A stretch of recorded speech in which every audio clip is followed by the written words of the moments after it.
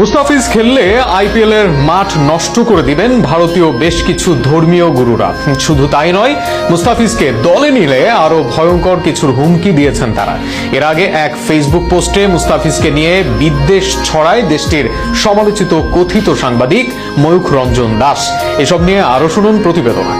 মুস্তাফিজের আইপিএল খেলা নিয়ে এবার হুমকি দিয়েছে ভারতীয় বেশ কিছু ধর্মীয় নেতারা।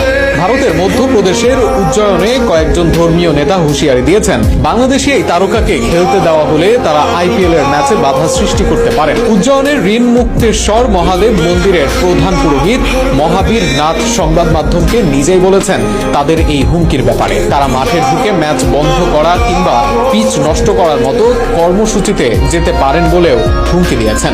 ভারতীয় বার্তা সংস্থা IANS এর প্রতিবেদনে বলা হয়েছে, উজ্জয়ন ছাড়াও ভারতের বিভিন্ন স্থানের কিছু ধর্মীয় সংগঠন একই ধরনের অবস্থান নিয়েছে।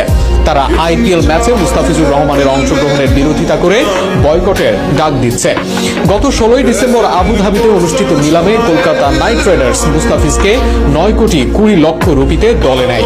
এরপর থেকে সামাজিক যোগাযোগ মাধ্যমে একটি অংশ কলকাতা নাইট রাইডার্সের এই সিদ্ধান্তের সমালোচনা করে আসছে। ভারতের কিছু মহলের ক্ষোভের সূত্রপাত বাংলাদেশে চলতি মাসে ঘটে যাওয়া দুটি ঘটনার।